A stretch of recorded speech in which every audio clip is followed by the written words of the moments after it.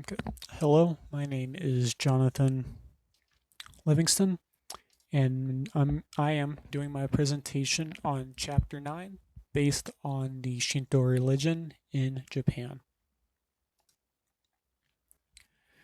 Timeline-wise, on page 314, um, the book doesn't really talk about these three periods, or yeah, they don't really talk about them at all, pretty much. But in 538, we will be talking about the introduction of Buddhism and the Chinese religion to Japan, and talking about what Shinto is just by itself. I'm going to be talking about a little bit about the 17 Articles Constitution. I will be talking about the Kojiki, like in the next slide. Samurai role isn't really a thing they talk about that much. Samurai is brought up a little bit. We will also definitely be talking about the Meiji Restoration from the imperial family taking back control after the previous regime. And a little bit about World War II, but not that much. We'll be talking about Emperor Hirohito, yeah, and how the modern age worshippers of Shinto view the imperial family today. Before we can really talk about Shinto and what it is, we have to talk about its name. Its name. So Shinto means you have Shin, God and deities, plus two, which is way, which Shinto means the way of the gods. Now, Shinto wasn't a word created until they needed to distinguish between Buddhism, which was also known as Buchudu, when it was first introduced. We will be talking about why that was a thing, why they had to do that. Shinto was also known as the way of the kami, which the kami is the name of the spirits that they worshipped, but they were gods technically. A good way of looking at the kami would be thinking about the Greek gods. You know how each Greek god kind of has its own thing: Poseidon, water, Zeus, thunder. It makes more sense if you look at the kamis in that sort of context. And we see a Shinto temple down here. We will be talking about more about Shinto temples. So now we have the Kojiki. Now, the Kojiki, if I said that right, is best viewed as a Shinto Bible. That makes it make a lot more sense. So, in like the Bibles, Christian, Jewish Bibles, we had the creation myths, Adam and Eve. And here we have two primordials called Nzangi and Nzami. Now, this was a couple. They brought the world out of chaos from the heavenly floating bridge when they lifted the spear and they plunged it into the ocean. Then the brine dripping off of it formed the 8 islands, which turned out to be the Great Grand Islands of Japan. Pretty cool. But sad. The person on the left, Inzami, the wife, goddess, burns to death when she gives birth to her last child, which is a fire god. Now, upon her death, the husband, Inzagi, travels to the realm of Yomi, which is the realm of the dead, and he sees her decomposing body. Now, right after this happened, he goes back to the real world, and then he's disgusted viewing his wife decomposing. It's gross. So he washes himself in a stream, which is the first act of purification that later Shinto rituals are based off of. Now, from when he was washing himself in a stream, from his eyes, the goddess named Amtrisu and lunar god Tsusigumi are born. Now, I butchered the names, definitely did, but this name Atsumusu is very important later on. I will be talking about that a lot. He will come up a lot. But from Izangi's nose also came a violent and not so good storm god called Suzuno, which is born. Now, later on in the creation myth in the Kojiki, it focuses more on siblings Amatusu and Suzuno. Now, Suzu, which is who which is Suzunono, I will be referring to that person as Suza, is mischievous and destroys Amatusu's heavenly domain by destroying her rice fields and her house. Now, Amatusu, the sun goddess, is frightened and annoyed at her sibling and retreats into a cave, plunging the world into darkness until a goddess named Amino Uzumi performs a lewd dance. The laughter of the other kami bring her out of hiding. Now, this is also more of a symbolic hyperbole kind of meaning, and it gives reasoning to solar eclipses, why a solar eclipse is a thing. Um, then Chusa is the storm god, is forced to apologize and is banished to Izumo, which is a region facing the Japan Sea, which Amatsusu is on the other side of the main island, Izi, which houses her grand shrine. But Suza, after defeating a large serpent in Izumo, presents a sword to us. These names. Suza, after defeating a large serpent in Izumo, presents a sword to Amasu as a token of his apology. Hisari gives her a sword. The sword is later one of the 3 imperial regali, which Amatsusu bestows on her descendants who will occupy the Japanese throne. That's very important, since the imperial line are believed to be descendants of the sun god Amatsusu. In the picture, we can see her shrine right here. Now, the final narrative revolves around the successors of Suza, and Amatsusu. Now, Niji, descendant of Amatsusu, is instructed to rule all of Japan, but is stopped when Suza's descendants refuse to yield until she honors her young brother by building him a shrine in Aizi, which also houses her main shrine. Now, when she does build the shrine, the other kami fall in line, and Niji's grandson, Emperor Jimmu, becomes the first human ruler. Now, this is very important because now the imperial dynasty are descendants of the sun goddess Amatsusu, which is also believed in modern age that the imperial family come down from this goddess. Now, Jimmu is also bestowed the sword, a mirror, and a crescent moon-shaped jewel, which are symbols of his power and are referred to as the 3 imperial regali.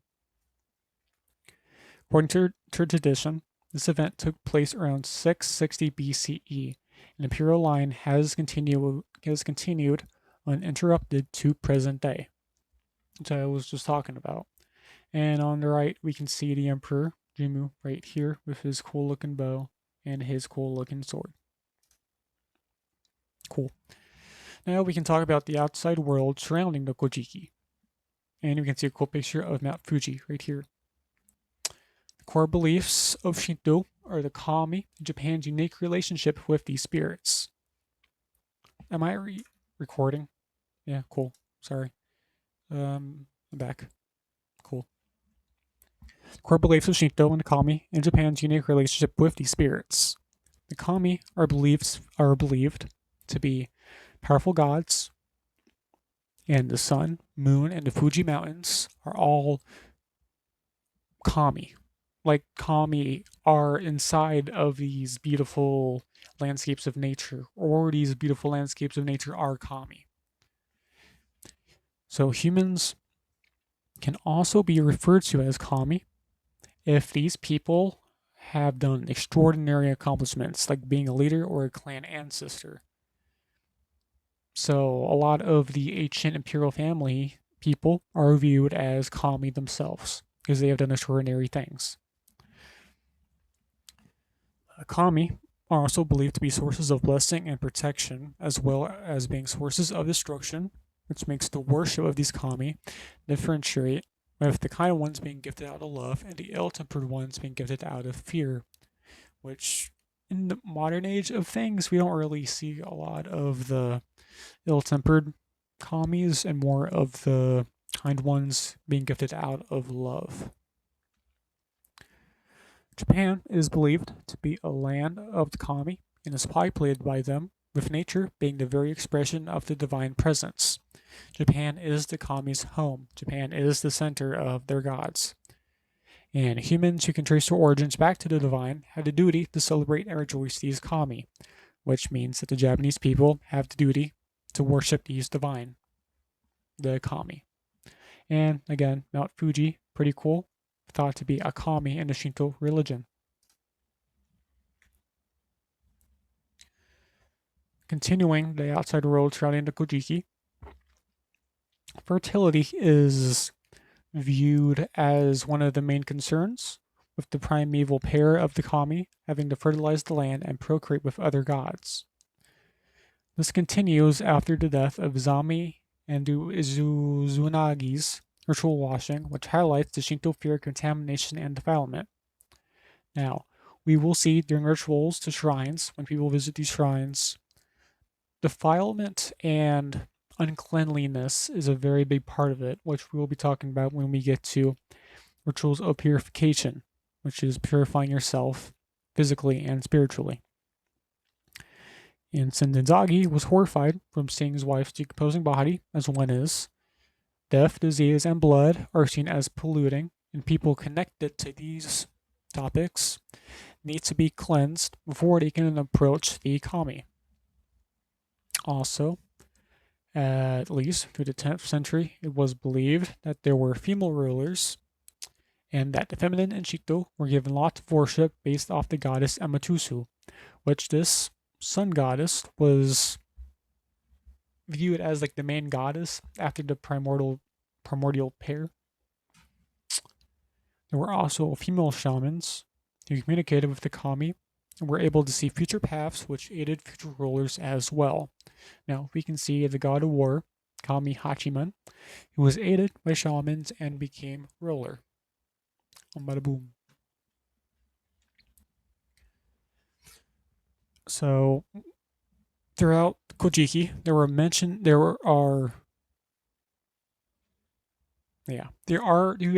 the Kojiki, there are mentions of bad deeds, but they are never referred to as evil, meaning there are no evil kami and vice versa. But since there is no evil, there's also no good. So there's only fertile and infertile, and pure and impure, meaning that central in Shinto religion, they don't believe in sin, but they find pollution and defilement very offensive.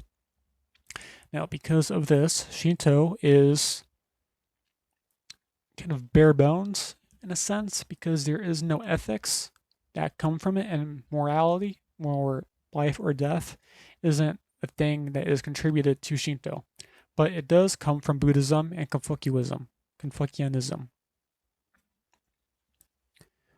To concern to the imperial authority, the Kojuki makes clear attempts to highlight how the kami and emperors are related, we already talked about, which this also means there is no separation of church and state, that the general affairs of the government are referred to as Matsurigoto, or matters relating to rites, rituals, and festivals, meaning that the emperor of Japan was also seen as a high priest. No separation there. We also see one of the early empresses, Empress Jigu, which I think she might have become a kami. I kind of forgot. But now we can get to the history of Shinto. Now, this first part's very small. We don't really talk about a lot of the ancient Shinto, but it is believed that this religion began with the worship of nature and clan identities. There's no name for that focus on the potency of impressive objects in nature and leaders, but the powers and worship of the kami were still prevalent, meaning there wasn't a name around worshiping these kami, but they still worshiped them because they were thought to believe all-powerful. And a very loose-knit set of beliefs were developed to help define the relationship between humans and nature, which was also named the way of the kami.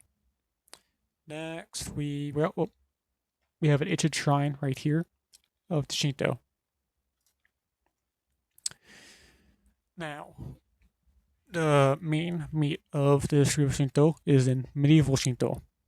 In the year 538 CE, the Yamato leaders, which took over the previous clan leaders in Japan, introduced Buddhism and Confucianism.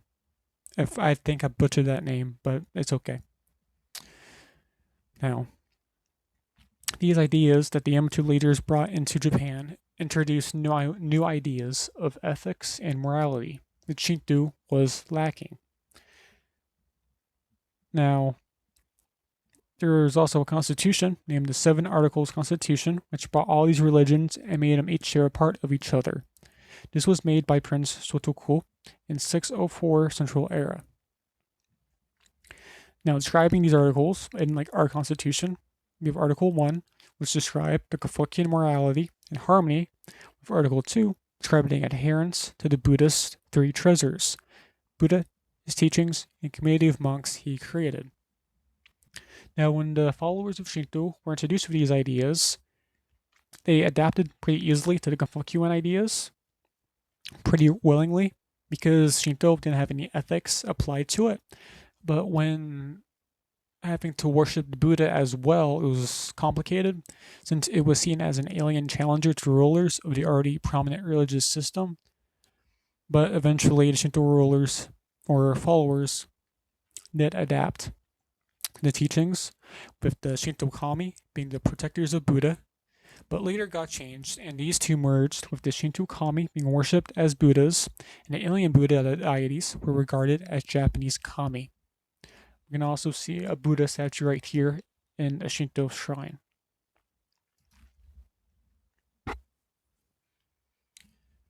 Now, a form of this merging can be referenced as shuguru, which are practitioners of no specific faith, but follow certain teachings that undergo training in the mountains to acquire powers of healing, divination, and exorcism. Which in the merging of these religions and a byproduct called shuguru. Now, the convergence of these religions are all intertwined in the samurai code of conduct, also known as Bushido. We also see samurai going to a Shinto temple. Now, the ethics of Bushido are purity of the heart and soul, contempt of death and pain, and undying loyalty to the emperor. We also talk about the samurai support the notion of the lineage of emperors being from divine origin because of Shinto influence.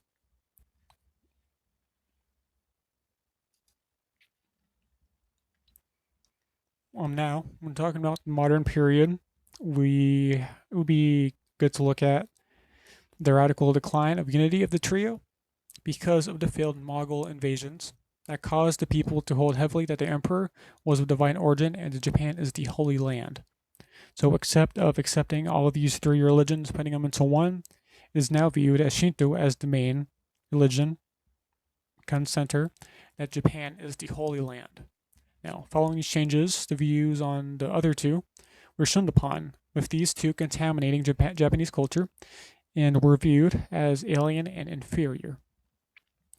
Now, the writings of Mortiri Noguna and Hirata Astuni wrote about these concepts, which fueled the fire for the comeback of majority pure Shinto rule. This was also a movement called the Kokagoku, which is a meeting right here in artist form. Now we can talk about 1870 to 46. We have, under Shinto nationalism, Emperor Meiji, which was a 15-year-old child at this time, gained control from Tokugawa and established the Meiji government under the way of the kami, which would be the guiding principle of the nation in 1870. Now, families had to enroll in the shrine of their local kami and encourage Shinto funeral rites to deprive the Buddhism monopoly in conducting funeral rites. Following this, Meiji was venerated as a living kami, and everyone that sacrificed their lives to bring back imperial rule were deemed kamis. Now, the Tokugawa was a military regime, not imperial rule. Meiji was imperial, brought back imperial rule from the Tokugawa. A special shrine was built in Tokyo, which was the new capital, named Asuki Jinja. The rise of the state Shinto, with the rise of the emperor cult, were given the two reasons for the Japan war efforts following the 20th century. From 1915 to 1920, a Meiji shrine was built at the heart of Tokyo to enshrine the kami spirit of the emperor and his wife. Now, during World War II, the Shinto state considered the war a divine undertaking in the name of Emperor Hiroto, and named the kamikaze tactics based off the Mongol invasion when the Mongols were defeated by a storm. The kamikazes were the storm, and they were just basing that name of the tactics that they used to, for those kamikaze pilots. And we see right here the Emperor Hiroto, right here. Cool. Lastly, in the history of Shinto, we should talk about sect Shinto. These were combinations of the trio and became popular during the Meiji period after the Tokugawa regime. These founders of the sects were mostly women of farming origin and appealed to the sense of calamity experienced by the lower class during the upheaval of the government.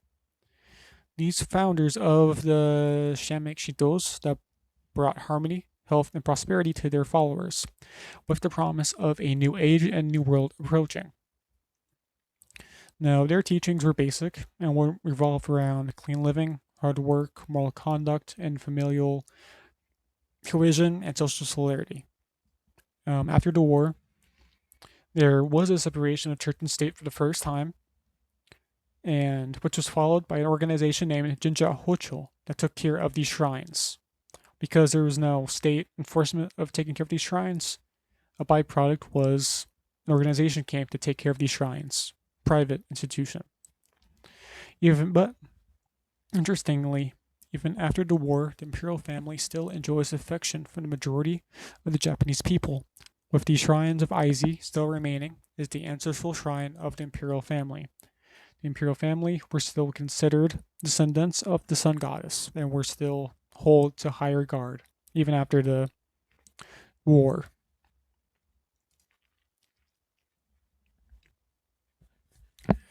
Now, Shinto as a way of life, first we need to talk about fertility rites.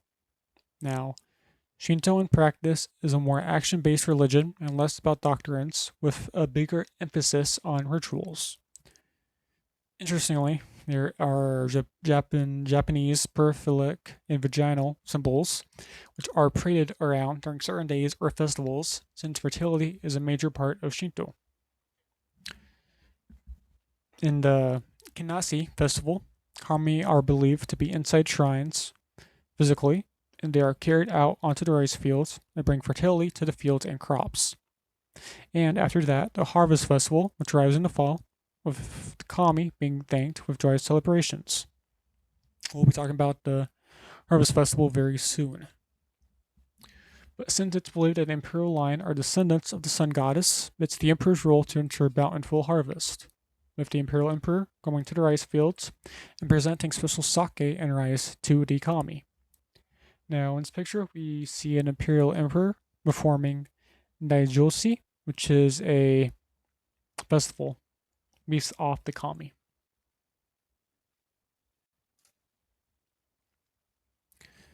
Now, we also have Shinto as a way of life, with rites being performed at shrines. Now, to visit a shrine and to worship a shrine, it is a four-step process. We have purification, presentation, petition, and participation. Now, purification, or also named hari, is the practice of washing oneself from the defilement for the kamis. But the cleaning is mostly symbolic and spiritual, meaning you don't have to be dirty. This is merely a spiritual cleaning. This ritual can also be performed when someone gets a new car or moves into a new house. But for the purposes of shrines, the person would rinse their mouths out and wash their hands, while a priest would stand under a waterfall or go into the ocean water. Now, the ocean water is important because salt is used for a lot of defilement issues, such as sprinkling on your doorstep at their funeral or to ward off evil spirits, because salt is seen as a purifying agent, since it symbolizes purity because of its white appearance. It's like a snow appearance. The last three are less demanding, with presentation being giving the kami rice and fish, or like other gifts, See right here for the picture. Petition is the priest reciting a rito, which is similar to a gospel for the kami. And participation is when festivals happen and ceremonies for the kami happen, which are meant to be bonding times between the worshippers and the kami. Continuing these rites performed at the shrine, we have jinja. Jinja are the dwelling place of the kami and are used to be anywhere with some extreme, beautiful example of nature. For example, ancient kami, ancient Shinto, we have beautiful waterfalls, mountains, but now, in modern age, we condense this to shrines. Entries to such shrines are marked with a torii, which is a Shinto crossbar gateway, as we can see right here. The torii are painted red with a curved crossbeam at the top. The use of red paint and the curve symbolize both Chinese and Buddhist influence. The gateway to the jinja being a protection barrier, protecting the kami from outside interference and defilement. Visitors perform the purification by washing their hands and mouth with a timazua, which is a stone basin filled with clear water. After this, they go to the main building, the Hayden, which is the worship hall where people come to worship the kami, separate from the Hoden. Now, in the Hayden, there is this thing called the Simonowa, which is a huge rope made from rice straw that marks the boundaries of the building that have been purified or where kami might be present, which I will show a picture example of right here. This is the Simonowa. Now, worshippers give money offerings to a wooden chest, clap their hands twice, and ring a bell to attract the kami's attention. Then they bow their heads, close their eyes with hand claps uttering prayers. This is the praying process. Now, the Hayden is where the priests go to conduct ceremonies for the community, state, or sometimes specific groups of people. The Yama is a wooden tablet that worshippers write their wishes on, and the Amikoji are people of fortune wrapped around tree branches to gauge the future outcomes of an undertaking. For example, seeing if someone's going to pass a test, seeing if a marriage is going to be fruitful. The Hoden is a place only the priest can go and is believed to be a house of the kami or the skintai. The skintai has an object that is purely symbolic for that shrine, but is regarded with such awe that only priests can handle it on specific times of the year. Now, separate from this, the Grand Shrine of Easy, which is taken care of by emperors, where Emperor Line is torn down and rebuilt exactly the same every 20 years for the sake, not sake, for the sake of cleanliness. So even though it's newer, it's the exact same replica from 13 centuries ago. Yeah. Now, the carpenters of this job have been from the same families all those centuries ago, and they use a specific wood called cypress wood, and they only use hand tools. And there are also small shrines for kamis for everyday use in homes. Now, in terms of holidays, first one, we have New Year, Oshokatsu. People clean their houses and get rid of physical and spiritual dirt and visit a major Shinto shrine to welcome in the new year. We also have the turn of the seasons, Shichibun, which is the last day of the winter season, where the family performs a special purification ritual that involves throwing toasted beans into the yard and shouting Oni wa Soto and Fuki wa Uchi, meaning demons get out and fortunes come in. Fruits and nuts are also tossed from the shrine. The Doll Festival, or Hini Matsurai, is the celebration of girls and daughters. Dolls with elaborate costumes are put onto display and represent court ladies in the ancient imperial era. Boys' Day, Tenko no Suku, celebrates the delicate growth of boys, ceremony of warding off evil spirits for samurai boys, what is now embraced by the rest of Japan's society. Star Festival, Senabata, festival celebrating the star lovers, Vega and Altair. It's a festival for young lovers and unmarried girls hoping to improve their marriage chance by honing household skills. Ghost Festival, Obon, welcomes the ancestral spirits to come home with food and offerings. Families clean graves and wash headstones. People participate in folk dances called Buonadori to please the spirits. We also have a harvest festival, Nanamsai, day of thanking kami for the harvest, which the emperor would taste the rice and offer it to the kami. Now, am I recording still? Cool. Okay. Now, engaging with the world with Shinto. We have anime and Shinto. Most people in Japan don't practice Shinto outright, but practice it through their participation in Japanese culture. There is a new phenomenon called anime pilgrimage, which were fans of several anime, where the main protagonists visit popular shrines, go to these shrines, and pay tribute to said anime.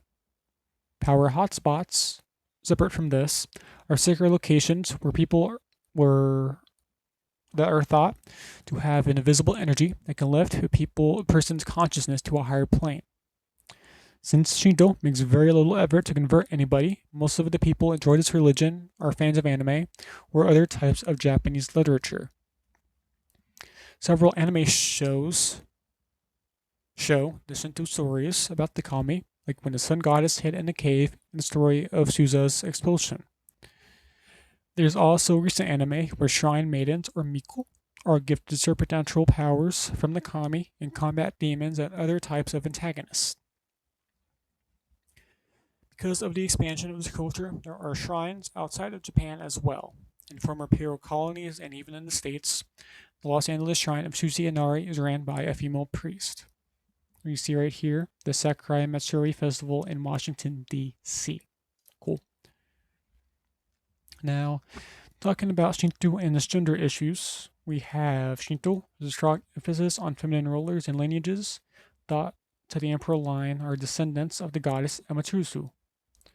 But shrine maidens or miku are unmarried shrine maidens or monks who have shamic power to communicate with these kami through dance and ritual performances. These miku often perform dances called kagura, music of the kami, at festivals as a complement to the prayers and the acts of the priest.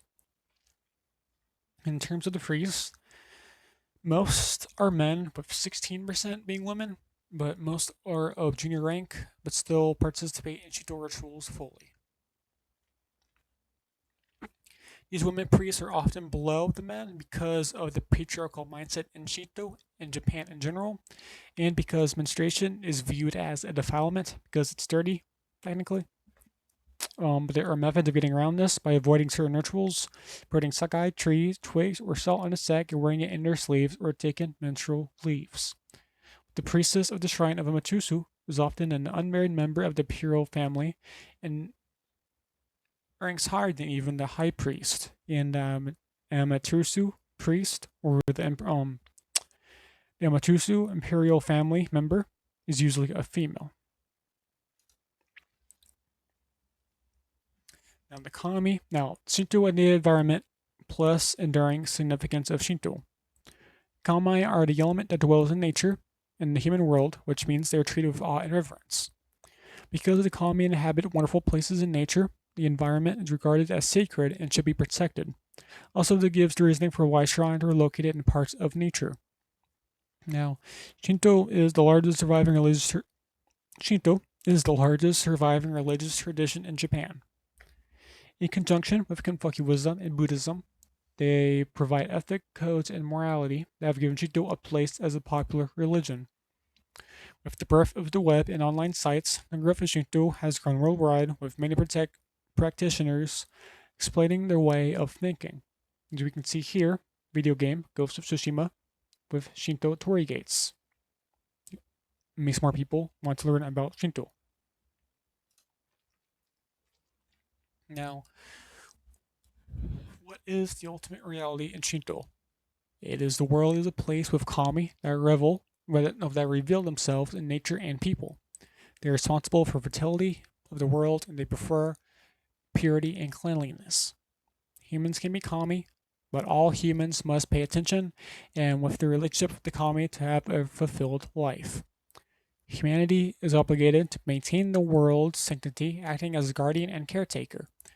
Shinto practitioners are sentimental about nature and are easily moved by its beauty. As we see here, a Shinto practitioner. How should we live in this world? Since Shinto doesn't have any moral code of way of living, it only teaches the right living as being fertile and pure. But the human condition is explained in terms of purity and defilement. Death, blood, improper food, and behavior can cause contamination and make them impure in Kami's eyes. But constant attention to maintaining cleanliness and purity can ensure favor with the Kami. Shinto practitioners perform rituals of purification and sanctification to have a good relationship with Kami. As we can see here, this is a basic ritual of purification that anyone can do. Now, what is the ultimate purpose? Shinto does not believe in sin, meaning humans are not evil by nature, so there is no need for salvation. But there is also no good, meaning humans are a part of nature striving for harmony with the Kami. As we can see here, some Shinto priest. Now, some very important key terms that I thought that were very important was Amatusu, which is the sun goddess, or the Kami of the imperial family.